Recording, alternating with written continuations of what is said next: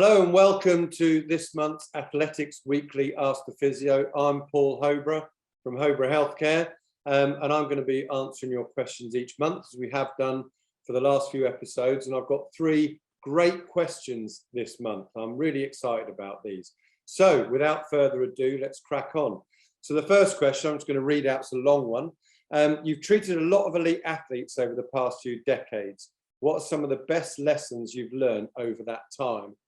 Really interesting question. And yes, I have treated a lot of household names, and it's been really interesting. So the sport of running is interesting in itself, because it's lots and lots of, predominantly, as you might imagine, lower limb injuries, everything from the classic knee, ankle. We've got some very interesting hip and lower back, and the foot, of course, is a major source of injury. So what the lessons I've learned, first and foremost, is I always start with addressing the athlete's feet. I like to get people barefoot, nicely lined up, and we assess what's going on, if you like, at the foundation of the house, the base of the foot.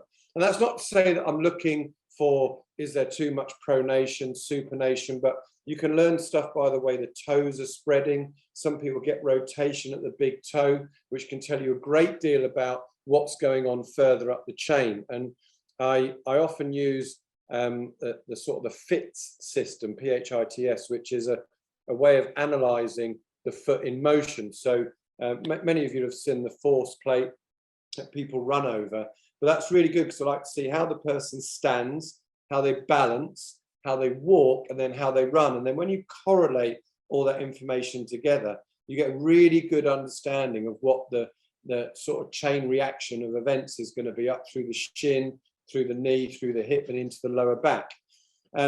It's vital to look at people actually in motion when they're running. So you can do that as they run across the force plate, but also on a treadmill. But any footage you get from elite athletes, and the TV coverage way better now than it was when I started, looking at them actually on a track running or on the road running, you can start to see how these competing forces are working. And then you build that all together as a picture. So I guess one of the biggest lessons is, don't just focus on the fact the knee hurts and do all the standard, physio tests or strength tests. Take a really broad spectrum look at the athlete in motion. I think that for too many decades now, we've been looking at a patient on the treatment couch and just looking at it as, does this hurt, does that hurt?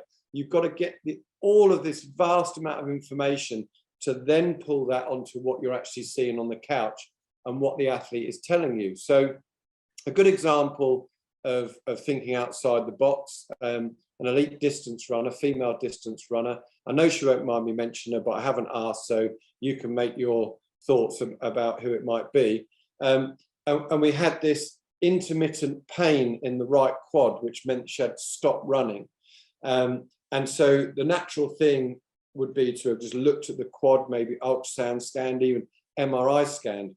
But when you actually look at the athlete running over time, we saw a greater lordosis, so the curve in the lumbar spine in races seemed to be getting greater to me, and there was less hip rotation. So the ability of the TV coverage to look over time and take clips and notice this lordosis was getting more, and start to look at what's going on around the pelvis and the core, and actually releasing that off and reducing some of that lordosis down, took some pressure off some key structures in the lumbar spine and stopped this thigh pain. So don't just think, well, it's my thigh, let's look at the thigh. Let's look a little bit wider. And that correlated with what we saw on the couch, what we saw in terms of, if you like, in lab testing. And that makes a huge difference, because when you're working with elite athletes, they are like a Formula One car in prime condition. So you can't just expect to get the same data you would get from someone who's sub-elite, because they're very used to taking higher levels of pain. Their reporting of pain is greatly reduced, and you are really looking at a split hair and trying to divide that up into finding the salient piece of information which is going to make the difference. So and being able to take that into working with sub-elite athletes is huge, because the signs in perhaps the sub-elite are going to be far more obvious than it would be in the hugely elite. So what we learn by dealing with the top level cream of the crop actually helps us work with athletes as you start to perhaps go down the scales of ability. So hopefully that answers that question. Question 2, I've been battling a navicular stress fracture for months. Any advice on returning to training? So we'll just use our skeleton chap here to give you an idea where the navicular bone is. And it's this bone on the inside of the foot. I can't get his hip to move into the right position, but it's one of these bones here on the inside of the foot that create the beginning of the foot arch. If we talk just about the navicular, it perhaps zeroes in too much when you're thinking about coming back from a stress fracture. Stress fractures are, if we use an analogy, if you imagine your plastic ruler that used to flex backwards and forwards in school, and if you went and flexed it backwards and forwards a lot of times, you start to see some white lines coming in that plastic ruler. And that's a stress response. That's like your stress fracture.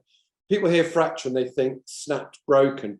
It's not broken, but it's got to the point where there is now an insufficiency in the bone. And really, healing times for that are not really any different to if you, a little bit different perhaps, but not, don't think of them as being so much different to if you've actually broken the bone. So as you're coming back from a stress fracture, there's a few things you've got to think about. What is the state of the bone? Is it healing well? Is it healed completely? When you break a bone, within 6 to 8 weeks, that is strong enough for you to use normally, shall we say. But it takes 2 years of remodeling before the bone is back to normal. So we can shorten those timescales for a stress fracture somewhat, but we've still got to understand that that stress fracture occurred. You've had to rest it. You might have been in a boot. You may even have been on crutches. And so there's some detraining in the muscle around that and the whole kinetic chain, because you've not been using it in the normal manner. So a classic example is someone who's been managing their high hamstring tendinopathy, and they've been doing Nordic hamstring curls. And if you don't know Nordic hamstring curls, you could Google it, or you can look at any one of my books. Sorry, they just happen to be there. Shameless self-publication there. But I think that there have been cases where people have had a stress fracture in the foot, and they've therefore not been doing their Nordic hamstring curls. They come back, the foot is fine, but their high hamstring tendinopathy is now really bad because they've not been managing that in the same period of time. So the best bit of advice would be, what's the rehab that I've been doing anyway outside of this stress fracture, and do I need to go and revisit some of that before I really get back into my running? And going back slowly on a graduated program. So the way that you have to sort of change the athlete's view is that it's not necessarily how fast you're running, but it's how much load you're doing. And so if you were to say, okay, I've rested that stress fracture for 6 to 8 weeks, now I'm going to go back into my program as was, that would be poor advice. You've got to gradually get yourself back into it. And it may not hurt when you're first running. Your body tends to take about 36 hours to bite you after you've done something. I know I've said that on many of these before, but you don't want to say, right, I did a run today and it was 5 minutes long and it went well, so tomorrow I'm going to do 10 minutes and then the next day I'm going to do 15 minutes. You've got to understand that first 5-minute run, your body might not respond completely in terms of telling you if anything was perhaps not right with that for 36 hours. So you then do the next run on the following day, 24 hours later, and then the following day you're feeling sore. That could be from the first run. So all you want to do is understand that bone healing does take time. Your physio might have said, right, you're okay to go back running, but do a small amount and reassess 2 days later. If that's okay, you can have a graduated return back. Lots of people will now talk about the surfaces you're running on. There are some really good ways of getting back to running, and sometimes running on softer surfaces can be helpful. Where you've had a stress fracture in the navicular or any bone in the foot, you've got to think about, well, how undulating is that surface? Am I going to be asking more of the structure in the foot by running on undulating surfaces? So it might be softer, but it might be stressing you more than a flat road or a treadmill in other ways. So you've got to counterbalance that. Not many of you will necessarily have access to an anti-gravity treadmill. There's some really exciting equipment that I'm going to be trialing in the next 2 weeks, which is being able to take some of your body weight off you, but not in an Alter G, which is 50, 60,000 pounds to buy. But this is a much cheaper apparatus, which takes a little bit of the tension off. And that's a great way to get back, which is perhaps a little bit more cost efficient than the really expensive big treadmills. You've got to listen to your body. Imaging, everyone's obsessed with going back and having another MRI to prove that it's fixed. Imaging is, it can be, it's not as exact as people think, and it can tell a different story. So rushing off to get an expensive MRI to prove that you're okay to go back isn't the best way. Listen to your body, listen to your physio, and come back in a really gradual way. Don't rush it. Would be the best piece of advice on returning after a stress fracture. If you've done all the work correctly and you've had some decent treatment and you've been doing your rehab for all the other parts of the body as well, I think you'll come back and you'll find that an early gradual program will enable you to reach a higher peak earlier. So don't rush it. Question 3, I'm a 45-year-old marathon runner, and can I continue to run on chondromalacia patella? So it sounds like this person's had a diagnosis of chondromalacia patella. It strikes me as an interesting diagnosis, given the 45-year-old runner. But chondromalacia patella is something that's very common in teenagers, particularly girls, and it's the underside of the kneecap. I don't know how well you can see this. Is the kneecap here, underside of the kneecap. It's in a 45-year-old runner, I might have been diagnosing this more as patella femoral pain syndrome, but you know, we'll go with that. So the underside of the patella, we're getting pain between that and the thigh bone. Can I continue to run? So yes, it is the short answer, but it depends upon the level of this diagnosis and what's being done at the moment. So getting a diagnosis of patellofemoral pain syndrome or chondromalacia patella is one thing, but then how that's being managed. So if I just perhaps talk you through how I like to manage it.